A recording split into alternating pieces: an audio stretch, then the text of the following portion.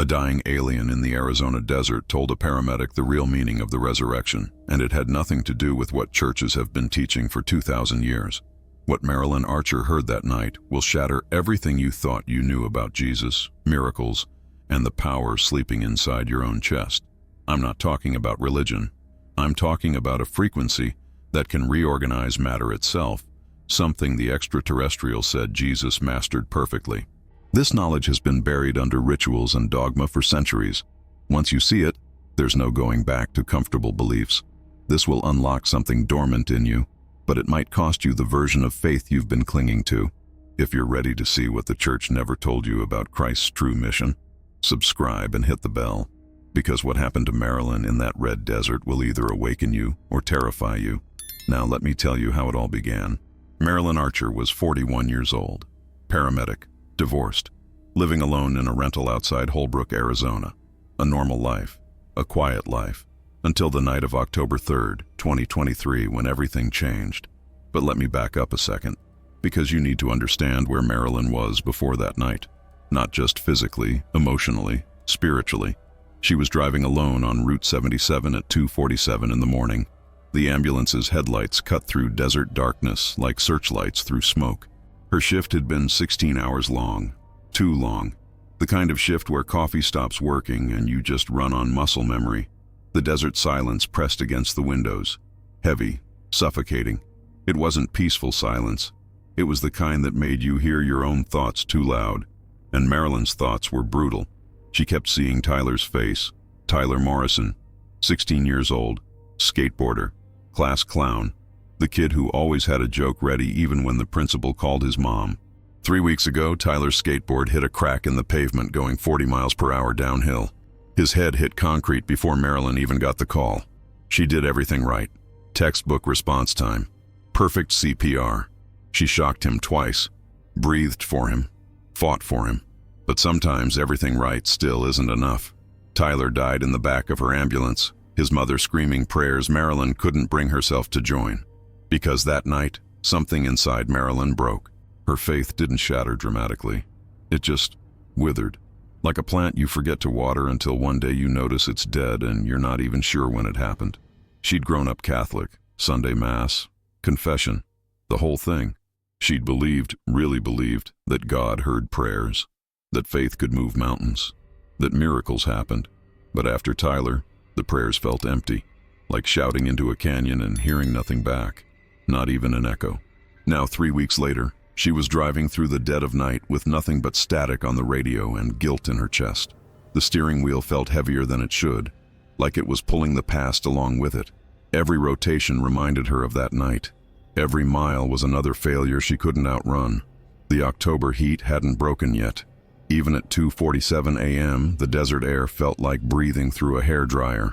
But inside Marilyn, everything was cold, frozen, dead. She didn't pray anymore. The sirens had replaced her prayers. Work had become her only ritual. Show up, do the job, go home, sleep, repeat. She was good at her job, damn good. But somewhere along the way, she'd stopped caring whether she was good at being human. The desert stretched endlessly on both sides of the road. Red rock formations rose like cathedrals in the darkness. Under different circumstances, it might have felt spiritual, sacred. But to Marilyn, it just felt empty. The same kind of empty she felt inside. The road was a mirror, long, straight, going nowhere. Her radio crackled with static. She'd turned off dispatch chatter an hour ago. Couldn't stand the noise. The static was better. At least static was honest. It didn't pretend to have answers, just like her prayers used to sound toward the end, before she stopped altogether. White noise where words used to be. Marilyn rubbed her eyes, focused on the broken center line disappearing under the hood. Tried not to think, tried not to feel. She was getting good at not feeling. That was the trick, really.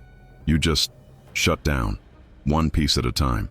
First the hope, then the faith, then the feeling, until you're just a body doing a job. A machine that breathes and drives and saves people sometimes and fails other times and doesn't think too hard about the difference. She'd become efficient, professional, cold, and she told herself that was fine. Told herself that caring too much was what broke you in this line of work. That distance was survival. that Tyler was just one case out of hundreds, and you can't save everyone, and that's just how it is. But late at night, alone on empty roads, the lies got harder to believe. The truth was simpler and more terrible. She didn't believe God was listening anymore. Maybe he never had been. Maybe all those years of faith were just her talking to herself in a universe that didn't care whether Tyler lived or died, whether she suffered or healed, whether any of it meant anything at all. The desert seemed to understand her exhaustion better than heaven ever did. It didn't judge, didn't demand belief, didn't promise things it couldn't deliver. It just was, empty and honest. Marilyn drove on autopilot, waiting for dawn, waiting for her shift to end, waiting for nothing in particular. She had no idea that faith was about to come screaming back into her life. No idea that in less than 30 seconds, everything she thought she knew about God, about Jesus, about the universe itself, was about to get turned completely inside out. She was just a broken paramedic driving through the Arizona desert at 2:47 in the morning, alone with her guilt, alone with her emptiness, until she wasn't alone anymore. The sky ripped open with green light. That's the only way to describe it. Not like lightning, not like a meteor, like someone had taken a knife to reality itself and the wound was glowing. Marilyn's foot slammed the brake before her brain caught up. The ambulance skidded, tires screamed. Desert dust exploded into the headlights like a curtain dropping. Her heart hammered against her ribs. The green light zigzagged across the sky. Impossibly fast, impossibly wrong. It moved like nothing she'd ever seen. Not falling, more like controlled chaos. Like something trying to land, but failing. Losing altitude in jerks and stutters. Physics didn't work that way. Nothing moved like that. Marilyn gripped the steering wheel, knuckles white, as the light descended behind a rock formation maybe half a mile off the road. For 3 full seconds she sat frozen. The engine idled. The dust settled. The night went quiet again. Her rational mind started making excuses. Ball lightning, military flare, drone malfunction, something explainable, something normal. But her gut knew better. That wasn't normal. She should drive away, call it in, let someone else deal with whatever the hell that was. But then the paramedic instinct kicked in. The same instinct that made her run toward car crashes instead of away.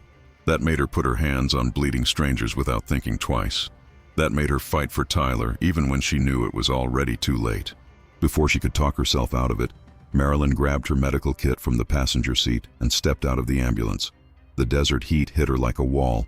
Even at this hour, even in October, she ran. The ground was rough, rocky. Her boots kicked up red dust with every step. The smell hit her almost immediately, sharp, metallic, wrong, like copper and ozone had a baby and set it on fire. Burnt metal, that's what her brain said. But it smelled organic too, like when you burn hair but worse. She rounded the rock formation and stopped dead. A small clearing opened up in front of her, 20 feet across, perfectly circular. The red sand was scorched in a pattern that made her stomach drop. Not random, not natural. A circle, precise, like someone had drawn it with a compass and then set it on fire. In the center, something moved. Marilyn's breath caught. It was small, maybe 4 feet tall, the color of ash and moonlight mixed together. Gray, but not quite gray. Like the color had texture, like it was alive. The figure tried to stand, failed, collapsed, tried again. Every instinct in Marilyn's body screamed, "Run! This isn't real, this isn't happening. Turn around, get in the ambulance, drive until this makes sense." But it was real. The smell was real. The heat radiating from the scorched sand was real. The way her hands were shaking was real. And that thing, that being, was hurt. She could see it struggling, see it failing. Marilyn had spent 15 years responding to accidents. 15 years seeing people at their most vulnerable. Broken, bleeding, afraid. She knew what suffering looked like. And this thing, whatever it was suffering. Her feet moved before her mind gave permission. She crossed the scorched circle, knelt down. The medical kit hit the sand beside her. Up close, it was worse. The being had skin like melted pewter. Smooth but somehow wrong. Limbs too thin. Joints that bent in places they shouldn't. And the eyes. God, the eyes. Huge. Black. Not like human eyes. No whites, no iris. Just pure darkness that somehow held light inside it. The being turned its head toward her. Slow, painful, and then it flinched, tried to crawl backward, too weak to get far. Marilyn raised her hands.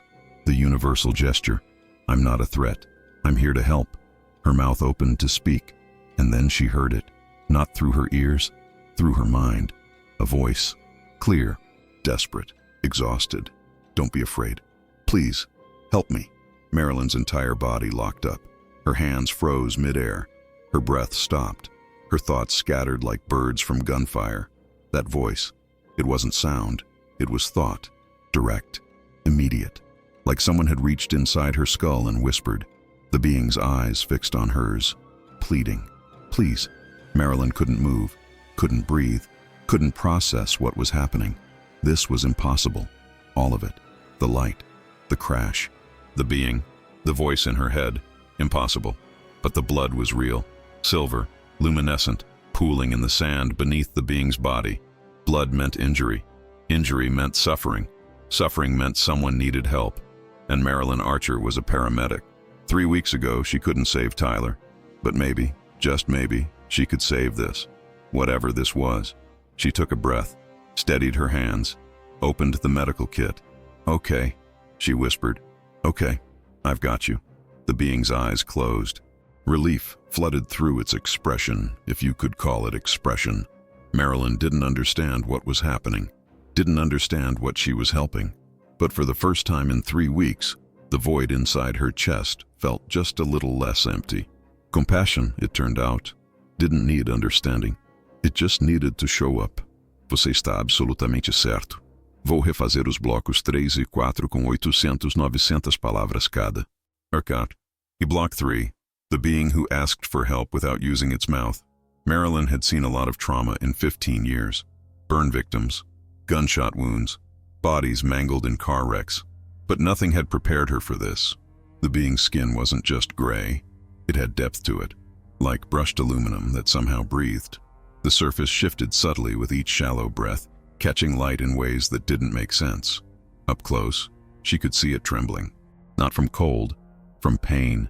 Its body was small, fragile, maybe 4 feet tall, hunched over. The limbs were too thin, joints too pronounced. But the eyes, they were enormous, black as deep space. No pupils, no whites, just endless darkness that somehow held light inside. And they were looking right at her, filled with terror. When Marilyn moved closer, the being tried to crawl backward, too weak to get far.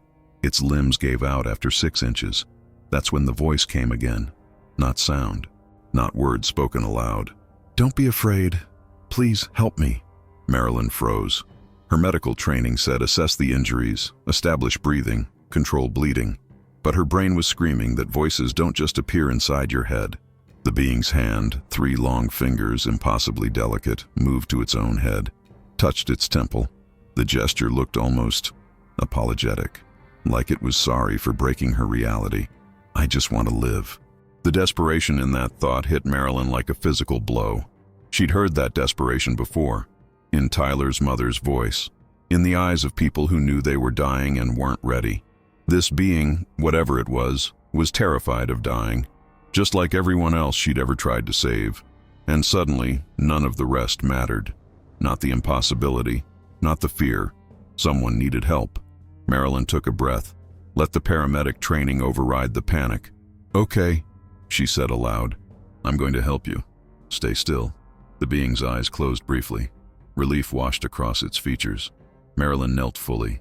She reached out slowly, giving the being time to see her hands coming. When her fingers made contact, she nearly pulled back. The skin was cold. Not corpse cold, but cool like metal left in shade. Smooth, almost frictionless. But it was skin. It had give. It was alive. The being shuddered at her touch but didn't pull away. Marilyn assessed quickly. Multiple lacerations across the torso. Burns on the left side. 1 leg bent at a wrong angle. And blood. The blood was wrong. Silver. Luminescent. It caught the moonlight and seemed to glow with its own internal light. Like liquid mercury mixed with starlight. You're losing too much, Marilyn muttered. I need to stop the bleeding. She pulled out gauze pads. Pressure bandages. Her hands were shaking. She forced them steady. Thank you. The voice came softer now, weaker. Marilyn pressed gauze against the worst laceration. The silver blood soaked through immediately. She added more, applied pressure. It hurts. I know, Marilyn said quietly, but I've got to stop the bleeding. I didn't mean to crash here. Don't talk, Marilyn said, then felt stupid. Don't think. Save your strength. She worked quickly, wrapped the leg with an improvised splint, bandaged the burns, tried to ignore how nothing in her training had prepared her for anatomy that didn't match any textbook. The being watched her the entire time, those eyes studying her, seeing through her. You have a gift. You heal, even when you're broken yourself. Marilyn's hands stopped moving. I don't feel like a healer, she said. That's because you carry weight that isn't yours. Marilyn's throat tightened. The being's hand reached up, touched her wrist. I can feel it. The guilt. It sits in your chest like a stone. Tears pricked Marilyn's eyes. She blinked them back. You don't know what you're talking about. I know suffering. Yours is heavy. Stop it. You think you failed someone young. I said stop, but the tears came anyway, hot, angry. She'd kept it locked down for 3 weeks, kept working, kept moving, kept pretending she was fine. And now this impossible being was taking a wrecking ball to every wall she'd built. You didn't fail. You loved. That's not failure. Marilyn's shoulders shook. The being's breathing was getting worse, shallower. She needed to move it, get it somewhere safer. Can you move? She asked. If I help you? The being's eyes focused on her. I can try. Marilyn slipped her arm under its shoulders. The being weighed almost nothing. Together they stood. And despite everything, the impossibility, the fear, the sheer insanity, Marilyn felt something crack open inside her chest. Something that had been frozen for 3 weeks. Something that felt dangerously close to purpose. Block 4. The shelter in the rock and the first revelation. Marilyn half-carried the being toward a natural crevice in the rock formation. The desert had carved out shelters over millennia. This one was narrow but offered shade, protection, a place to work. The being's weight shifted against her with each step. Its injured leg dragged through the sand, leaving a trail like a broken compass needle. Sorry. I'm sorry. Don't apologize for bleeding, Marilyn muttered. Just stay conscious. She eased the being down against the rock wall. The stone was still warm from the day's heat. The being slumped, its head lolled to one side. Marilyn ran back to the ambulance, grabbed a thermal blanket, IV kit, water, and a battery-powered lantern. She returned and set up the lantern. Harsh white light flooded the crevice. The being looked worse in the light. The silver blood had slowed, but the burns were extensive. The skin had blistered and split. Marilyn worked quickly, cleaned the wounds with saline, applied antibiotic ointment even though she had no idea if it would help, wrapped everything she could wrap. The being watched every movement, silent now, conserving energy, but those eyes never stopped studying her. It felt like being read, like someone flipping through pages written in her bones. Marilyn finished securing a bandage, sat back, wiped sweat from her forehead. That's the best I can do, she said. I don't know your biology, but you have a broken heart. The thought cut through her words. Marilyn froze. I can feel it. Cracked down the middle, still beating, but broken. Marilyn's jaw tightened. You don't know me. I know pain. The being's hand moved to its own chest, pressed against the bandages. Physical pain is simple. It tapped its chest again. This lingers. Marilyn looked away, stared at the desert beyond the crevice. I'm fine, she said, voice flat. You think God abandoned you? Marilyn's head snapped back. What did you? You think you prayed and nothing answered. You think your faith was wasted. You think you're alone. Her heart hammered. Stop it. You're not alone. The simplicity made her want to scream. I know what it feels like to be far from home. To crash. To break. To wonder if anyone cares. The being's breathing hitched. My ship is gone. My people don't know where I am. I'm injured on a planet that doesn't know I exist. The being's eyes found hers. But you stopped. You didn't run. You helped. Marilyn swallowed hard. That's just my job. No, your job is to respond to calls. I didn't call. You chose to stop. Silence settled between them. You stopped because even though your heart is broken, it still works. Marilyn's vision blurred. I don't want to talk about this. I know. The being shifted. Its head came to rest against Marilyn's leg. The weight was almost nothing, but the trust in that gesture hit hard. Marilyn's hand moved without thought, rested on the being's shoulder, and then something happened. The being's skin began to glow, golden, like sunset filtered through honey. The light pulsed, slow, rhythmic, like a heartbeat. The sand beneath them shifted. The grains were moving, forming a pattern, a spiral, perfect and precise. What is that? Resonance. When consciousness aligns with compassion, matter responds. Marilyn didn't understand, but she felt it. Something in her chest, warming, loosening. The being's eyes opened wider, fixed on hers. You think God gave up on you? Marilyn's throat closed. You're wrong. You don't. I know more than you think. We've been watching your world for a long time. Your prophets, your teachers. The golden light pulsed brighter. We watched one in particular, the one you call Jesus. Marilyn's entire body went still. The being's eyes held hers. Would you like to know who he really was? Marilyn couldn't breathe. Yes, she whispered, and the revelation began. The being shifted against the rock wall. Those massive eyes locked onto Marilyn with an intensity that made her want to look away, but she couldn't. Tell me about the pain you carry. The thought came gentle, not a demand, an invitation. Marilyn's jaw tightened. I already told you, I'm fine. You're not. You don't know. I can feel it radiating from you, like heat from fire. It's suffocating you. Marilyn stood abruptly, turned away, stared out at the desert darkness. I don't want to talk about it. Silence stretched between them, long enough that Marilyn thought maybe the being would drop it, let it go. But then, the young one, the one you lost. Tell me. Marilyn's hands clenched into fists. Tyler's face flashed through her mind, unwanted, uninvited, his skateboard, his stupid grin, the sound his head made hitting concrete. No, keeping it inside is killing you. I said no. Marilyn, I failed.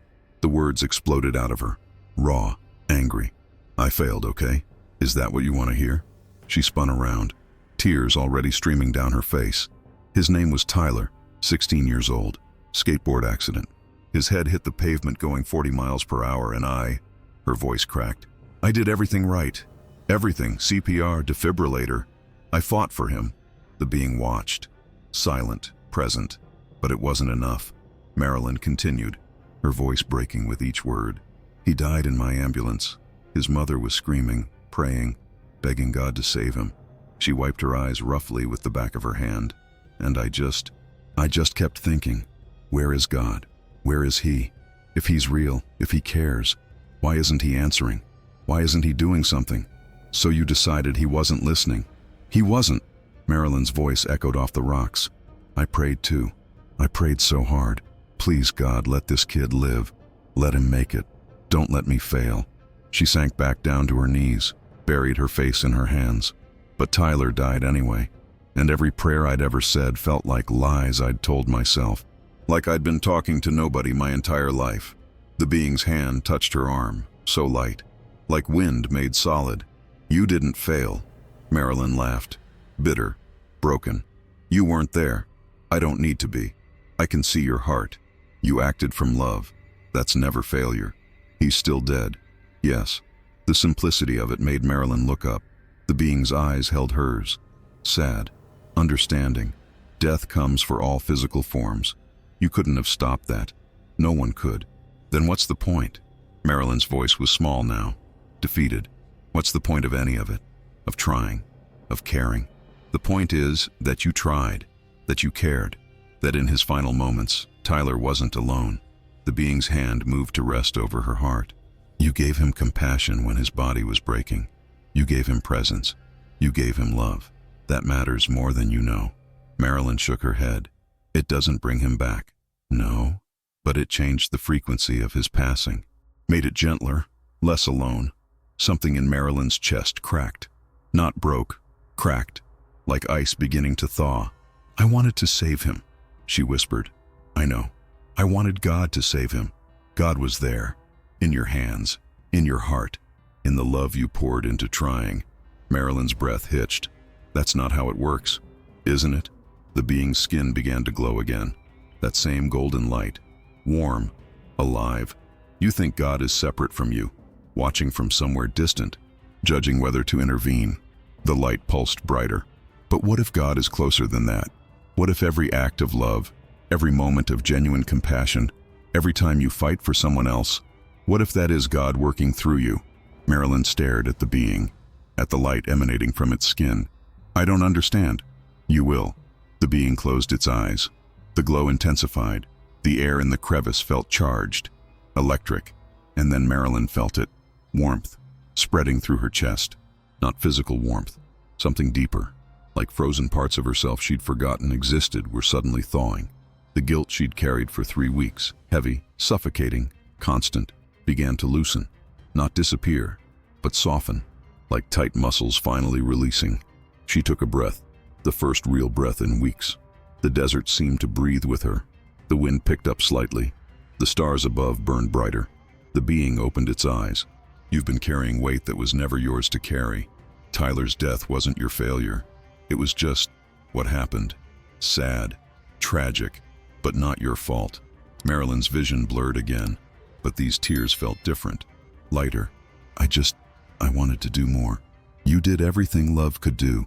That's all any being can ever do. The being's hand squeezed her arm gently. And love is more powerful than you've been taught. Marilyn wiped her eyes, looked at this impossible creature glowing in the desert darkness. What do you mean? The being's expression shifted, something like a smile, though the features were too alien to read clearly. I mean that everything you've learned about God, about Jesus, about the power of love, most of it is backwards. Marilyn's heart beat faster. Would you like to know the truth? She should say no, should shut this down. This was insane, all of it, but the warmth in her chest, the way the guilt had loosened, the light.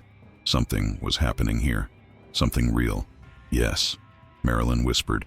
The being nodded slowly, then listened carefully, because what I'm about to tell you will change everything. Block 6. The being speaks of Jesus like no one ever has. The being's eyes lifted to meet Marilyn's.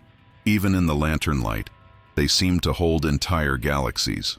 Do you want to know about the master you call Jesus? Marilyn froze. Her Catholic upbringing kicked in immediately.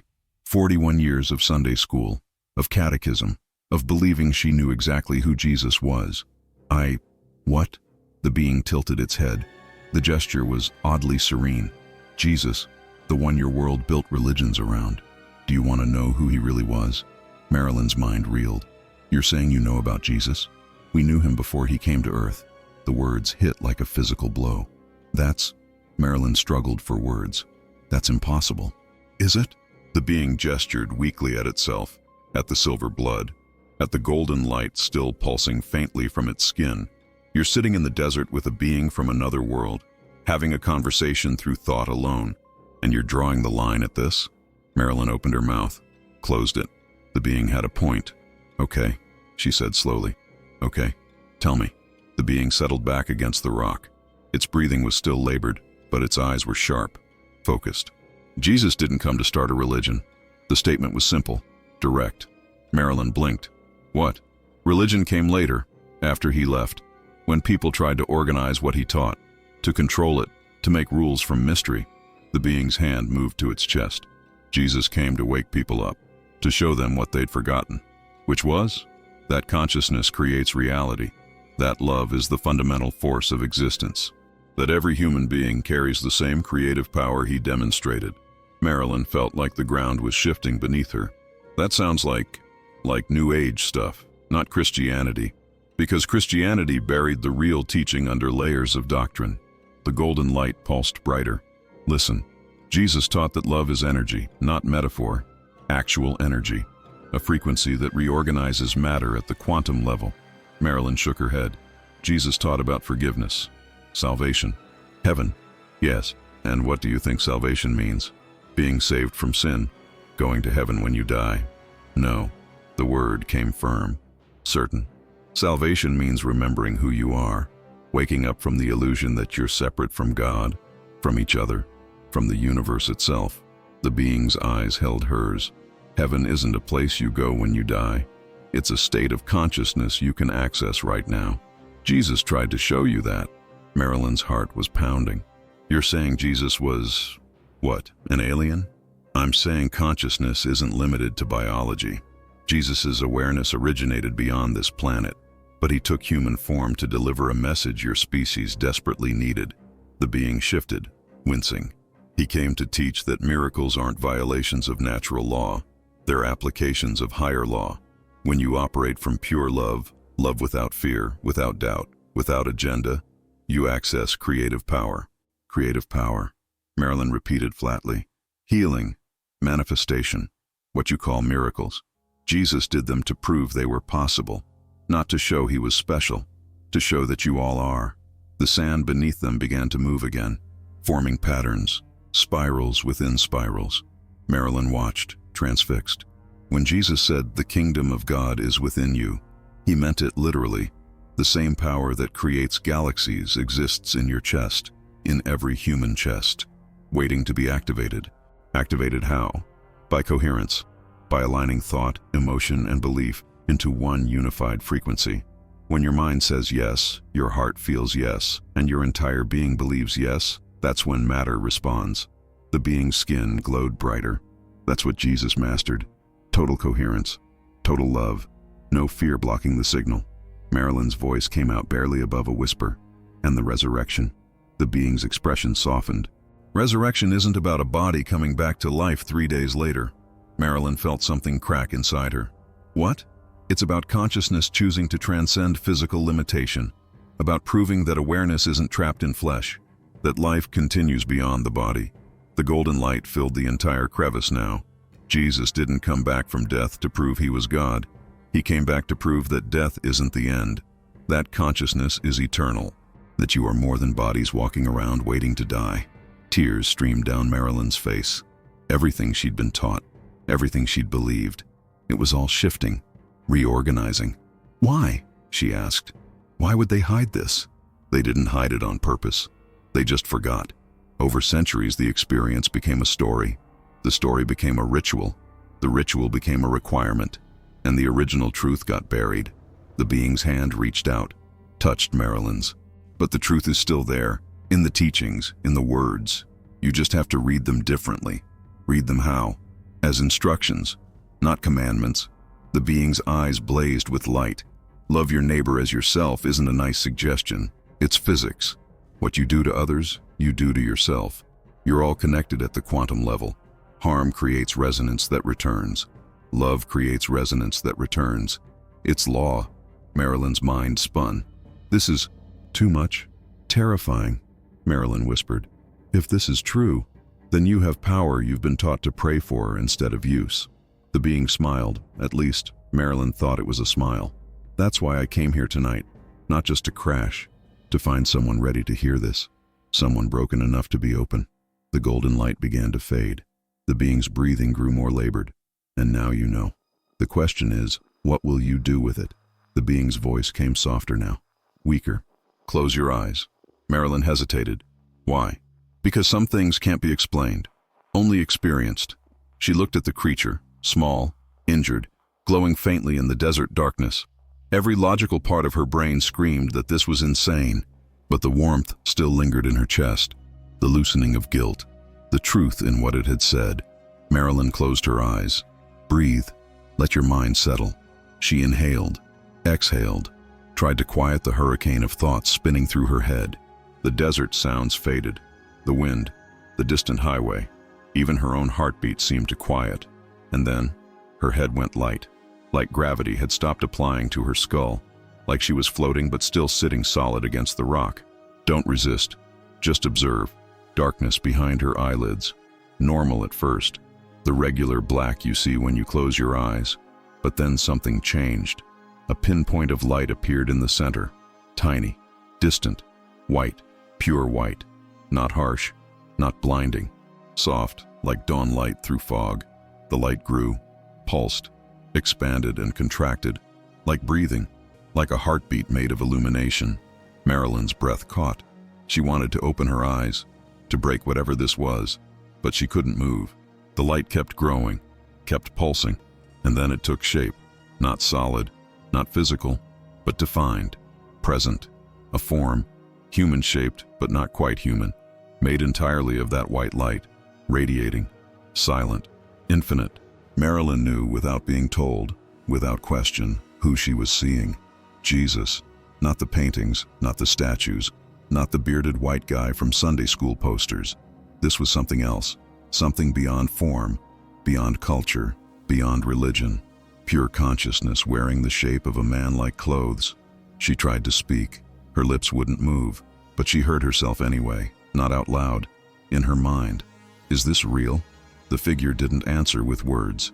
It answered with presence. A wave of something crashed through Marilyn's chest. Not emotion. Bigger than emotion. Love. But not the kind she'd ever felt before. Not romantic love. Not familial affection. Not even the compassion she felt for patients.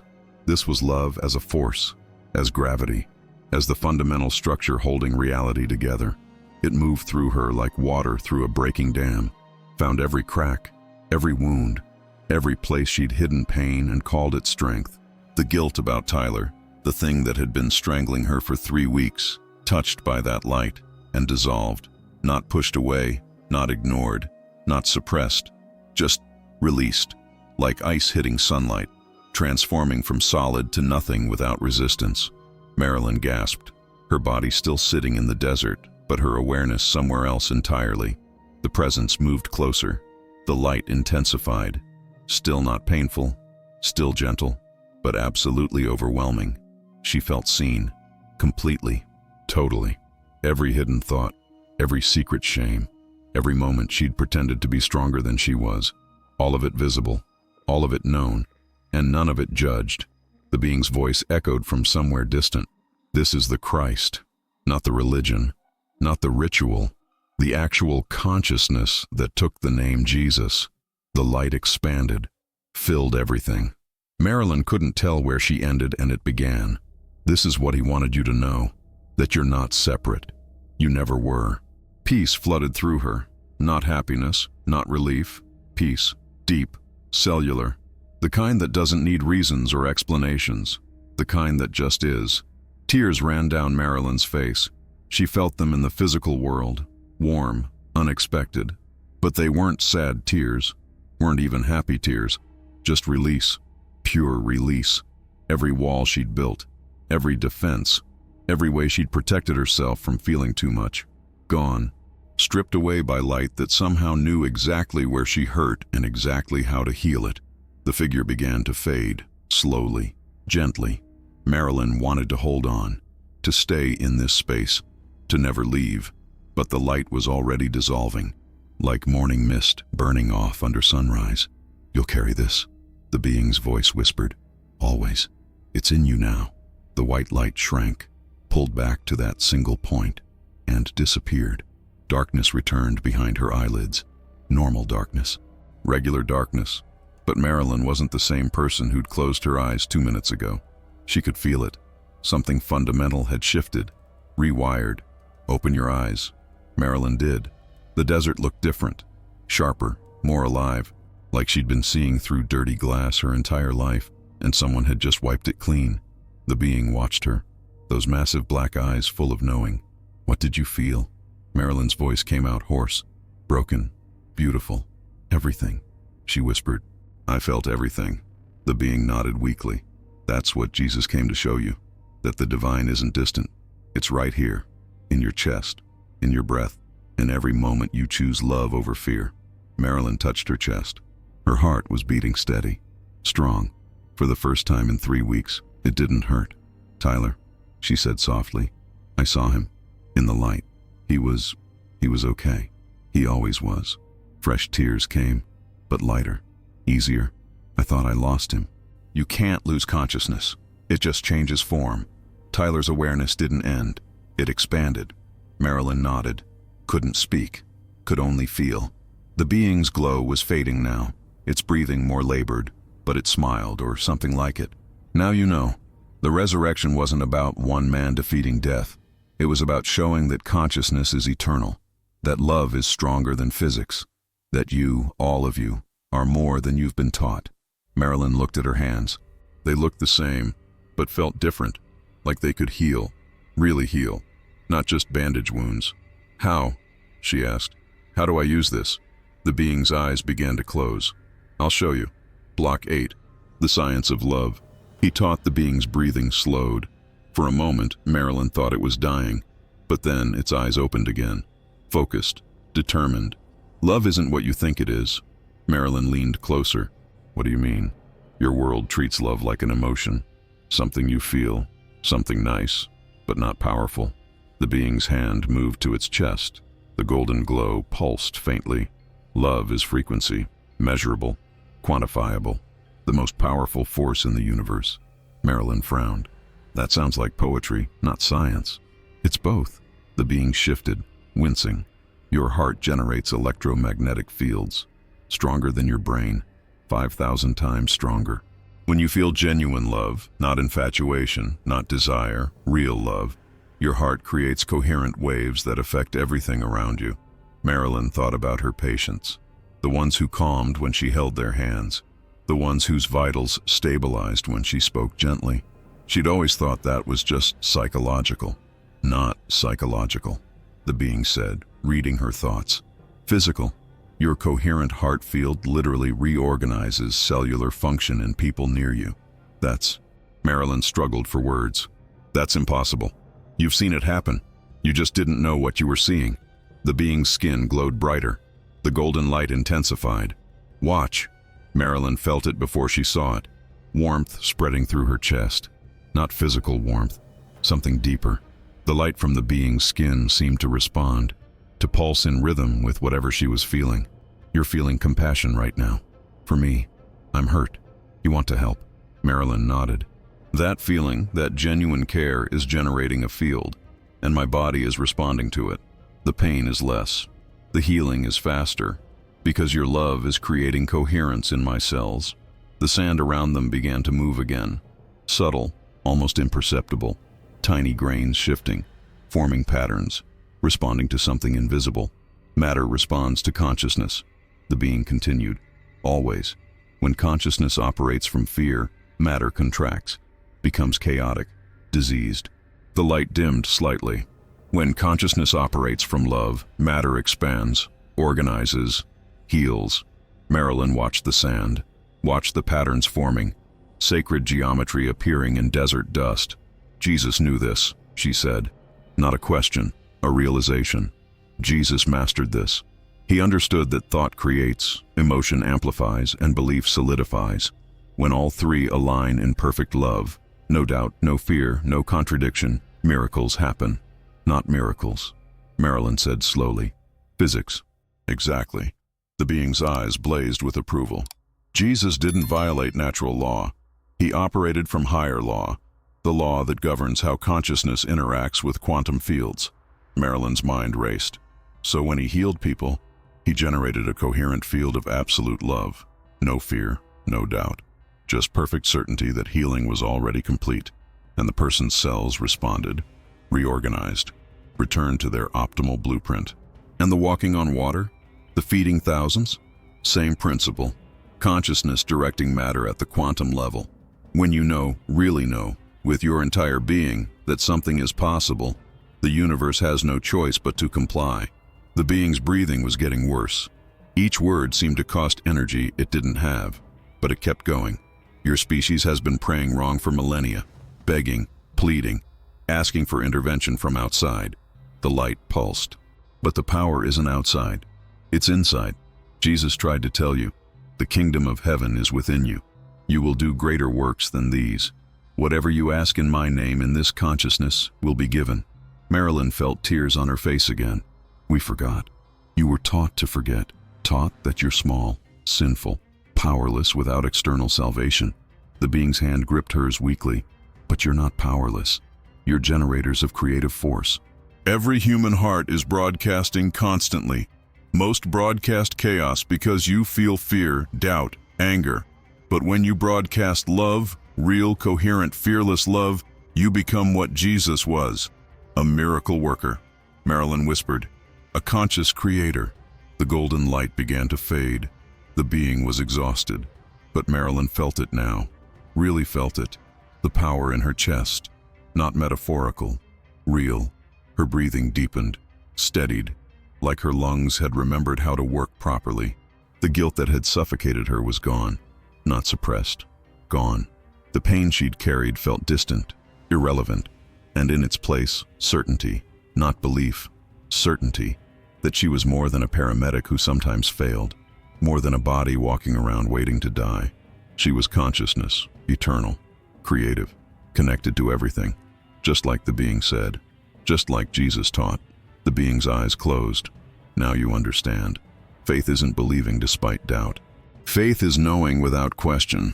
When you operate from that knowing, from love without fear, you access the same power Jesus demonstrated. Marilyn looked at her hands again, placed one on the being's injured leg, and for the first time in her life, she didn't just hope for healing. She knew it was possible. The being smiled. Good. You're learning. The golden light pulsed one more time. Warm, alive, real. And Marilyn finally understood. This wasn't religion. This was science. The science of love. The physics of consciousness. The truth Jesus died trying to teach. And now somehow, impossibly, she carried it too. The being's hand moved slowly across the sand beside them. 3 fingers traced a pattern. Deliberate, precise. A spiral. Starting from a central point, curving outward in perfect mathematical progression. The kind of shape you see in galaxies, in seashells, in the unfurling of ferns. The pattern glowed faintly where the being's fingers touched. Golden light following the curve like ink on paper, then fading, disappearing into the red desert sand. This is the way back. Marilyn stared at the fading spiral. Back to what? Inward, to source, to the center of who you are. The being's breathing was steadier now, like the conversation itself was healing it. Every galaxy follows this pattern, every hurricane, every strand of DNA. The universe speaks in spirals because consciousness expands in spirals. The golden light pulsed from its skin. You move outward into experience, into separation, into forgetting, and then you spiral back inward, toward remembering, toward unity, toward home.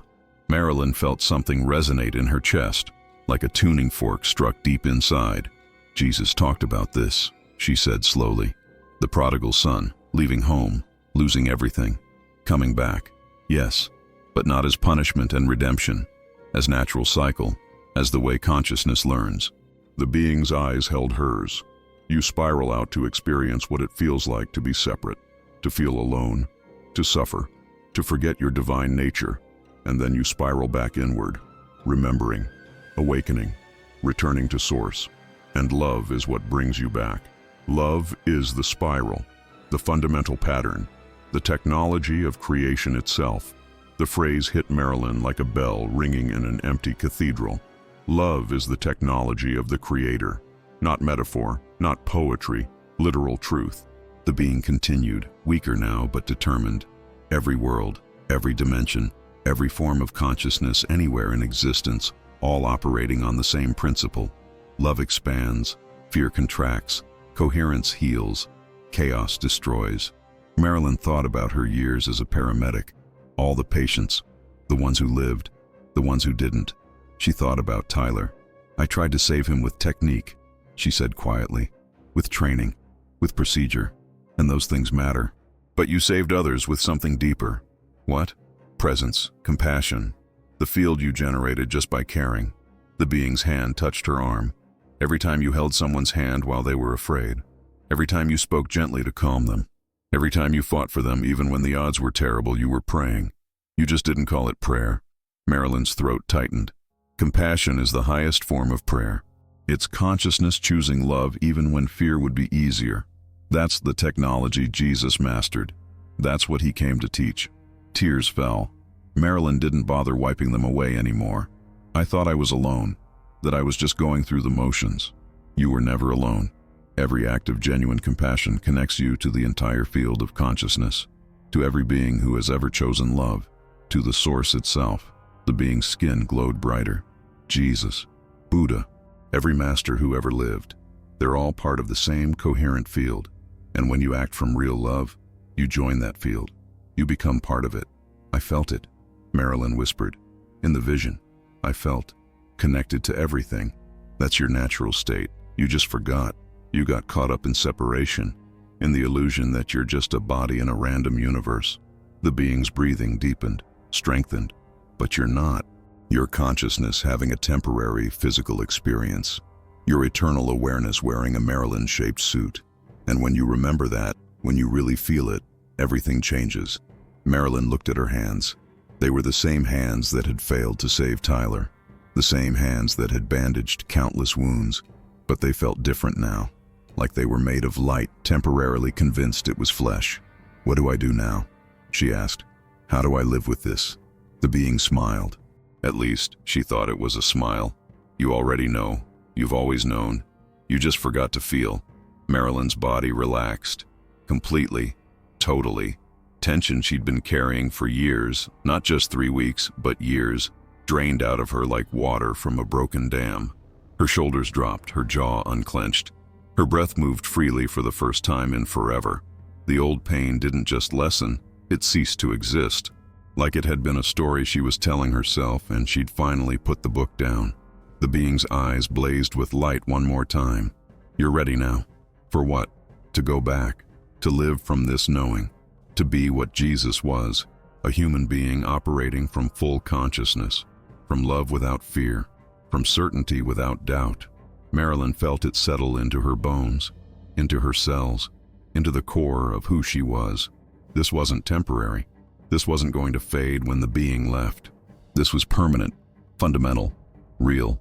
She would never be the same person who drove down that dark road 3 hours ago. That Marilyn was gone, and someone new, someone who remembered, had taken her place. "Thank you," the being said softly, "for stopping, for helping, for being open enough to hear." Marilyn shook her head. "I should be thanking you. We both gave something. That's how love works. It's never one direction. Always a spiral. Always a return." The sky was lightening. Dawn approaching. The being looked toward the horizon. "It's time. Block 10. The goodbye under the desert dawn." The sky shifted from black to deep blue, then to purple. Pink began bleeding along the eastern horizon like watercolor on wet paper. Dawn. Coming whether they were ready or not. The being stirred, tried to stand. Marilyn moved immediately, slipping her arm under its shoulders. "Easy. Don't rush." But the being was stronger now, noticeably. The silver blood had stopped flowing. The burns looked less severe. Even the broken leg seemed to bear weight better. "Your compassion did more than bandage wounds," the being said. "It accelerated my healing at the cellular level." Marilyn helped it to its feet. The being stood steady. Still weak, but functional. "I just did what anyone would do." "No, you did what very few would do. You stopped for the impossible, stayed with the terrifying, opened yourself to the unknown." The being's skin emitted a soft, constant glow now. Golden, warm, like it was powered by something beyond biology. "You saved more than my body tonight, Marilyn. You saved my faith in your species." The words hit her chest like a physical touch. "Your faith? We've watched your world for millennia, seen so much beauty, so much potential, but also so much fear, so much violence, so many people who've forgotten what they are." The being turned to face her fully. "I came here to observe, to understand how far you'd fallen from what Jesus taught, and I crashed." A sound like laughter echoed in Marilyn's mind. But maybe that was the point. Maybe I needed to crash, to be vulnerable, to see if any of you still remembered how to love the stranger, the other, the impossible. Marilyn's eyes stung. "I'm not special. You're exactly as special as every other human, which is to say, infinitely. You just remembered it tonight." A sound cut through the desert silence. Soft, almost imperceptible, like wind, but more intentional. Marilyn turned. There, maybe a quarter-mile away, something shimmered in the pre-dawn light. A craft, sleek, silent, hovering 3 feet off the desert floor without sound or visible means of propulsion. Other figures stood near it, tall, slim, watching, waiting. The being followed her gaze. "My people." Marilyn's heart clenched. "You're leaving." "Yes, but there's so much I still don't understand. So many questions." The being's hand touched her chest, right over her heart. "You understand everything that matters. The rest will come. Trust the process. Trust the spiral." Golden light flowed from the being's hand into Marilyn's chest. She felt it settle there, warm, permanent, like a seed planted in soil. "Jesus never left," the being said softly. The consciousness he embodied, the Christ, it's still here, in every act of genuine love, in every moment of real compassion, in every human who chooses unity over separation. Tears streamed down Marilyn's face. How do I find him again? You don't find him. You be him. You live from the same knowing he lived from. That's what he wanted. Not followers, partners, co-creators. The being began to pull away, moving toward the craft. Marilyn followed. Didn't want to let go yet. They walked together across the cooling sand, the sky brightening with every step. At the craft, the being turned one last time. Its eyes, those massive, impossible eyes, held more compassion than Marilyn had ever seen in any human face. Tell them, it said. Tell your people what you learned tonight. Not as doctrine, as invitation, as possibility. They won't believe me. Some will. The ones ready to remember. That's enough. The golden light intensified, surrounding the being like a cocoon. Other beings approached, helped their injured companion toward the craft, but the being's eyes never left Marilyn's. Thank you, it said one final time, for seeing me, for helping me, for being brave enough to let everything you thought you knew fall apart. Marilyn pressed her hand to her chest, felt the warmth there, the certainty. Thank you, she whispered, for reminding me what I'd forgotten. The being nodded, and then, without words, it communicated one last truth directly into her heart. Jesus never left. You just stopped feeling him. But now you know he's as close as your next breath, as present as your next act of love, as real as the light you carry in your chest. Remember, the golden light flared bright, blinding. Marilyn shielded her eyes. When she lowered her hand, the craft was rising, silent, graceful, impossible. It climbed toward the lightning sky, the beings inside visible as silhouettes against the golden glow. And then, gone. Not faded, not disappeared gradually, just gone, like it had stepped through a door between one moment and the next. The desert fell silent, eternal, empty, vast. But Marilyn didn't feel empty anymore.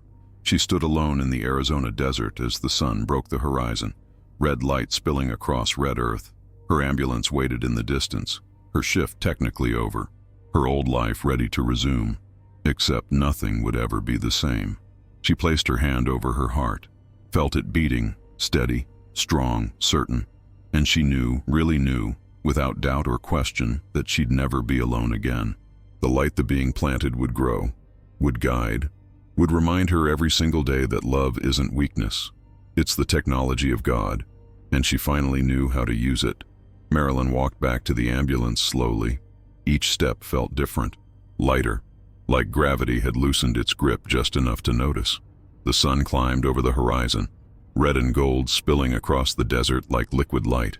She'd seen 1,000 Arizona sunrises, worked 1,000 overnight shifts that bled into dawn, but this one looked different, more vivid, more alive, like someone had turned up the saturation on reality itself. She reached the ambulance, opened the driver's side door, sat down. The seat felt the same, the steering wheel, the dashboard with its coffee stains and worn edges, everything the same, everything completely different. Marilyn took a breath, deep, full, easy, no weight on her chest, no invisible hand squeezing her lungs. The guilt that had sat there like a stone for 3 weeks, gone. Not suppressed, not managed, not coped with, just absent, like it had never been real in the first place. She started the engine, pulled back onto Route 77. The road stretched ahead, empty, quiet, but it didn't feel empty anymore. It felt full, alive, connected to everything. Marilyn drove back to the station, ended her shift, went home, showered, changed, tried to sleep but couldn't. Too much energy, too much light still coursing through her, so she went back out, picked up an afternoon shift no one else wanted, and that's when things started to change. The first call came at 2 p.m. Elderly woman, chest pain, possible heart attack. Marilyn arrived, standard procedure, vitals, assessment, IV line. But something was different. When she took the woman's hand to calm her, the woman's entire body relaxed. Instantly. Oh, the woman breathed. Oh, that's better. I don't know what you did, but that's so much better. Marilyn hadn't done anything. Not technically, but she'd felt it. That warmth in her chest extending outward, flowing through her hands. creating coherence.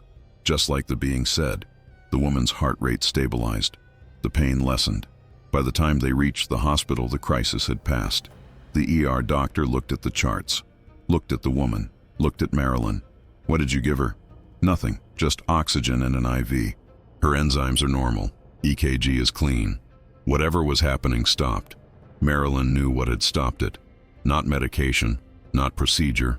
Love. Coherent, focused, real. The second call came at 4 p.m. Car accident. Young man, mid-20s, unconscious, bleeding. Marilyn's old self would have seen Tyler, would have frozen, would have fought through panic to do the work. But she didn't see Tyler. She saw a life, a consciousness, a universe experiencing itself through a temporary form. She worked quickly, efficiently, but also differently. She spoke to him, even though he was unconscious, told him he was safe, that he was going to be okay, that he wasn't alone. And she meant it, not as comfort, as truth.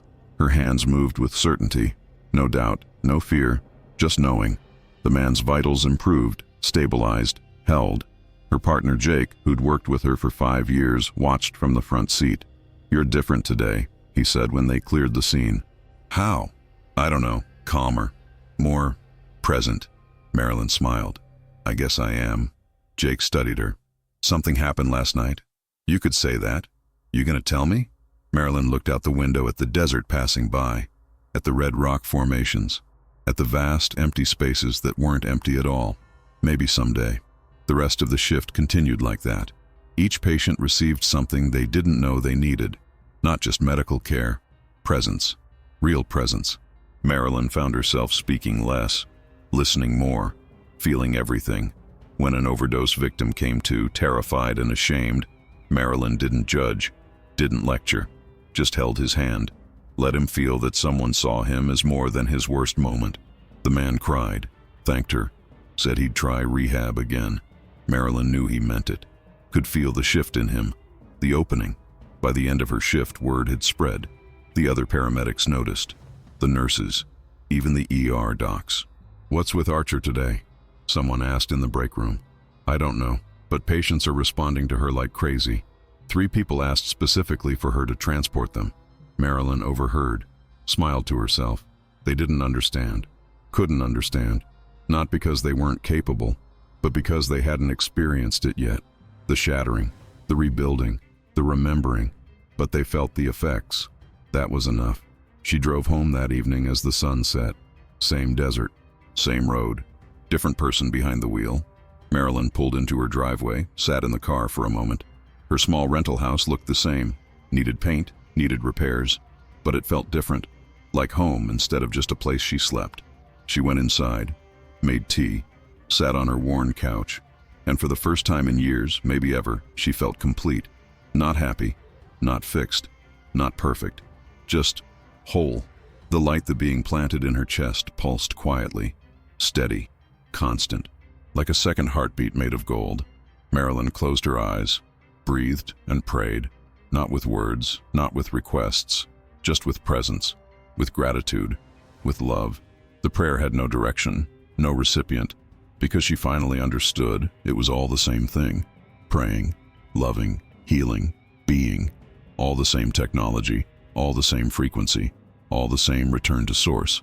Compassion wasn't just something she did, it was who she was, and helping others wasn't just her job anymore.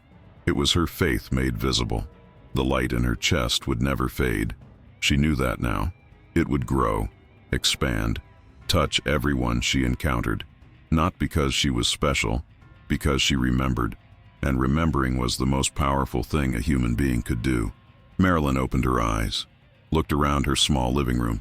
Everything the same, everything completely new. Her life, her real life, was finally beginning. Her Block 12.